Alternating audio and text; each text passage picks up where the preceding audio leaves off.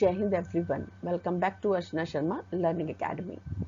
अब हम एक पूरा सीरीज शुरू करने जा रहे हैं जिसमें कि हम आपको बीटेक फर्स्ट ईयर जो कि AKTU से संबंधित है, उसका एक कोर्स है सॉफ्ट स्किल्स, उसकी एक पूरी सीरीज शुरू करने जा रहे हैं।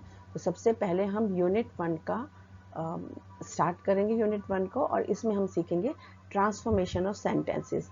ट्रांसफॉर्मेशन ऑफ सेंटेंसेस एक बहुत लेंथी चैप्टर है और ये बाय द प्रैक्टिस ही आपको आएगा, लेकिन कुछ इंपॉर्टेंट ट्रांसफॉर्मेशन जो आपके लिए बहुत ज़रूरी है वो हम आपको बता देंगे। लेकिन ट्रांसफॉर्मेशन से पहले ये जानना बहुत ज़रूरी है कि ट्रांसफॉर्मेशन को सीखने के लिए हमारे पास बेसिक नॉलेज कौन कौन सी होनी चाहिए।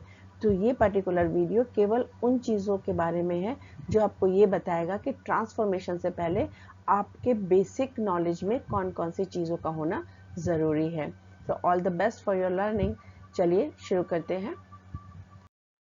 तो यूनिट 1 के हम जिस टॉपिक की बात कर रहे हैं वो है ट्रांसफॉर्मेशन ऑफ सेंटेंसेस से पहले जानने वाली दो चीज़ें।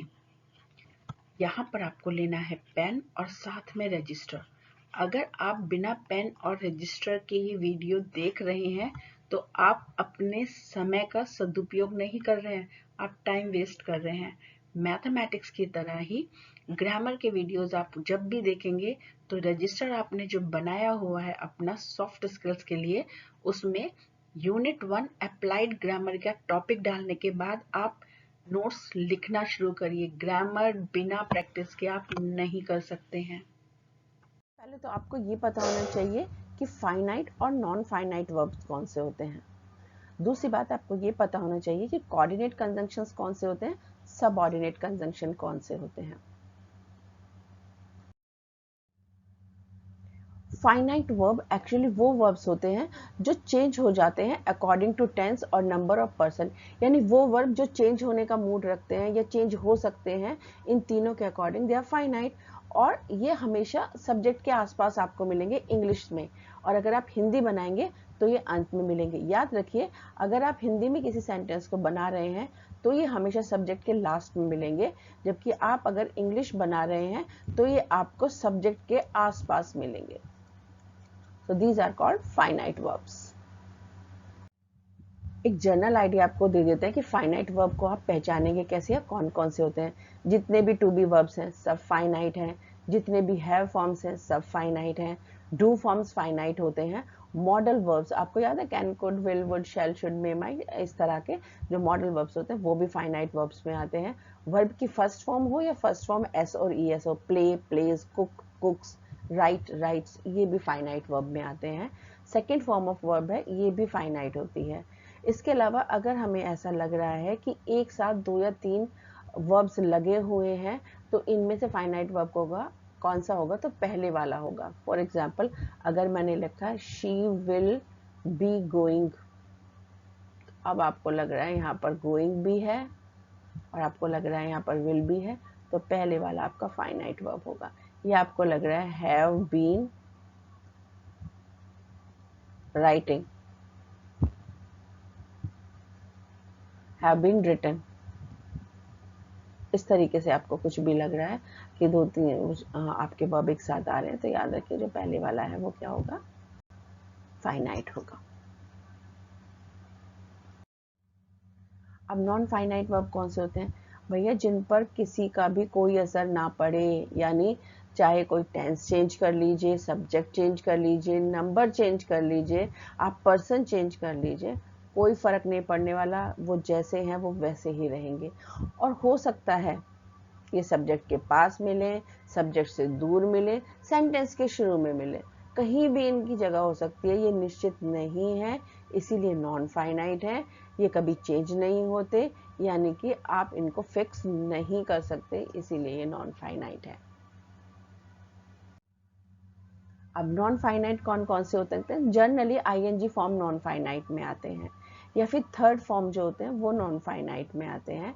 बीइंग नॉन फाइनाइट में आता है, हैविंग के बाद जो थर्ड फॉर्म है इसमें जो हैविंग है वो नॉन फाइनाइट में आता है। तो इस तरीके से आप थोड़ा सा एक आइडिया आपको मिल जाता है कि चलो ये आएगा तो फाइनाइट बोलूंगा और ये आएगा तो ये नॉन फाइनाइट रहेगा। अब आपको नॉलेज होनी चाहिए कंजंक्शंस क्या होते हैं। आपको दो तरह के कंजंक्शंस को जानना जरूरी है। कोऑर्डिनेट कंजंक्शंस कौन से होते हैं और सबऑर्डिनेट कंजंक्शंस कौन से होते हैं।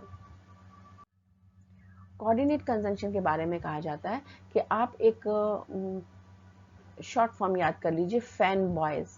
अगर आपको ये याद है तो F से फोर, A से एंड, N से नॉर, B से बट, O से और, Y से येट, सो ये सारे कोऑर्डिनेट कंजंक्शंस में आते हैं।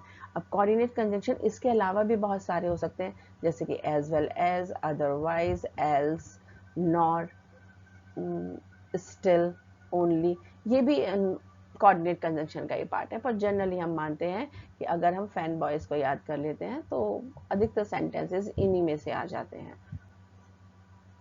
तो कोऑर्डिनेट कंजंक्शन का आपको पता होना चाहिए कौन से कंजंक्शंस कोऑर्डिनेट होते हैं। ये हेल्प करेंगे आपको जानने में। जब आप ट्रांसफॉर्मेशन करेंगे ना, सिंपल का कॉम्प्लेक्स, कॉम्प्लेक्स का कंपाउंड, तो यहाँ पर ये आपको बहुत काम आएंगे। सबऑर्डिनेट कंजंक्शंस कौन से होते हैं? सबऑर्डिनेट कंजंक्शन में कंपैरिजन करना हो तो देन लगा लीजिए, अगर रिलेट करना हो तो दैट, विच, व्हाट, इस तरह के वर्ड्स आपको लगाने पड़ते हैं। जैसे कि क्वेश्चन वर्ड्स जितने भी होते हैं वो रिलेट करने वाले होते हैं। इसके अलावा टाइम बताना है तो आफ्टर, बिफोर, वंस लगा दीजिए। प्लेस बताना है, वेयर, वेयर एवर बता दीजिए। कंसेशन किसी को देना है, यानी कि आपको एक में से दो होना है, दो या ऑल दो चुन लीजिए।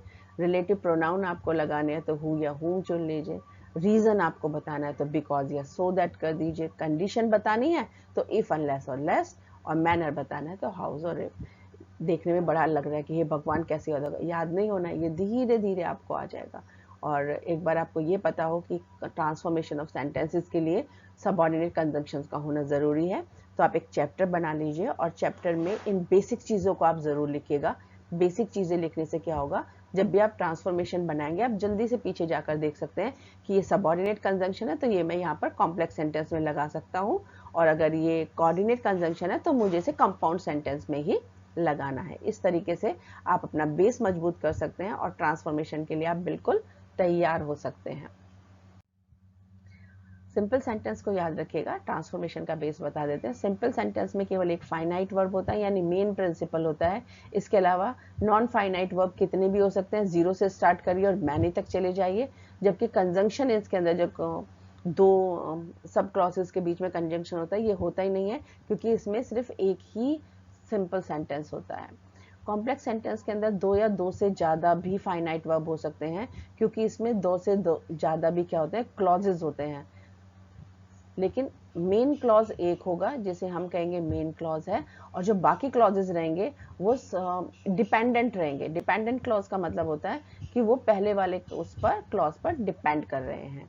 और इसके अंदर जो हमारा कंजंक्शन है वो लगेगा सबऑर्डिनेट, जो हमने अभी आपको बताया है एक स्लाइड पहले। कंपाउंड सेंटेंस का भी सेम केस है, दो या दो से ज्यादा फाइनाइट वर्ब्स हो सकते हैं। इसका मतलब क्लॉजेस, CLAUSES, क्लॉजेस जो होते हैं, ये स्पेलिंग यहाँ पर गलत हो गई है, इसको क्लॉजेस कर लीजिए, ठीक है।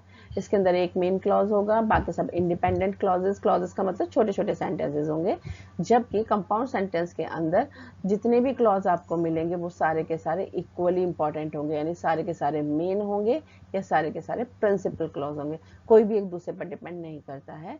इसमें नॉन फाइनाइट वर्ब कितने भी हो सकते हैं, जीरो से स्टार्ट करिए और मैनी तक जाइए। कंजंक्शन इसके अंदर जो लगेगा याद रखिए, फैन बॉयज लगेगा, यानी कोऑर्डिनेट कंजंक्शन लगेगा। इस तरीके से आप सिंपल, कॉम्प्लेक्स, कंपाउंड सेंटेंस को पहचान सकते हैं कि कौन सा सिंपल होगा, कौन सा कॉम्प्लेक्स और कौन सा कंपाउंड। इसके अलावा जो बेसिक आज आपने सीखे हैं वो आपको ये भी मदद करेंगे कि आप सिंपल को कॉम्प्लेक्स में कैसे बनाएं, कॉम्प्लेक्स को कंपाउंड में कैसे बनाएं। तो एक बार रिवाइज करिएगा, रिवाइज करने से चीज़ें दिमाग में अच्छे तरीके से बैठ जाती हैं और फिर आपको चिंता करने की आवश्यकता नहीं होती है। एग्जाम के लिए कैसे प्रिपेयर करना है? नंबर 1, जो भी वीडियो आप देख रहे हैं उस वीडियो के नोट्स के लिए आप सबसे पहले एक रजिस्टर बना लीजिए। और हमने क्योंकि सारे वीडियोस आपके यूनिट 2 से लेकर और यूनिट 5 तक के सारे वीडियोस बनाए हुए हैं और इनके ब्लॉग्स पर नोट्स भी हैं। आपको डेली सिर्फ एक ही टॉपिक करना है, एक से ज़्यादा आप बिल्कुल नहीं करिए। वीडियो को समझिए, नोट्स जो दिए गए हैं उनको लिख लिख कर प्रैक्टिस कीजिए इस रजिस्टर में जो आपने बनाया हुआ है। इससे अच्छा कोई भी तरीका नहीं है कि आप एग्जाम की तैयारी करें। हमारा नेक्स्ट टॉपिक है ट्रांसफॉर्मेशन ऑफ सेंटेंसेस। अगले यूनिट में हम यानी अगले वीडियो में हम सीख रहे हैं सिंपल का कॉम्प्लेक्स बनाना, कॉम्प्लेक्स का कंपाउंड बनाना और कंपाउंड से फिर सिंपल बनाना। तो इस तरीके से हम इंटरचेंज यानी ट्रांसफॉर्मेशन ऑफ सेंटेंसेस सीखेंगे। देखिए, आप जो भी पढ़ रहे हैं, मुझे पता है ध्यान से ही पढ़ रहे हैं, लेकिन कुछ चीजें ऐसी होती हैं जो आपको बार बार याद दिलानी पड़ती हैं। जैसे अगर ये वीडियो आपने बिना पेन और रजिस्टर के देख लिया है तो आप दोबारा से वीडियो देखना शुरू करें और जितने रूल्स आपको बताए जा रहे हैं वो रजिस्टर पर नोट करते चले जाएं। ये कहीं ना कहीं आपको इंग्लिश बोलने में भी मदद करेंगे। ये वो रूल्स हैं जिनके बिना आप अच्छे से इंग्लिश सेंटेंस लिख भी नहीं पाएंगे। तो मेरा आपको यही सजेशन है, पेन और रजिस्टर के बिना वीडियोस ना देखें। मेरी साइड से आपके लिए ऑल द बेस्ट।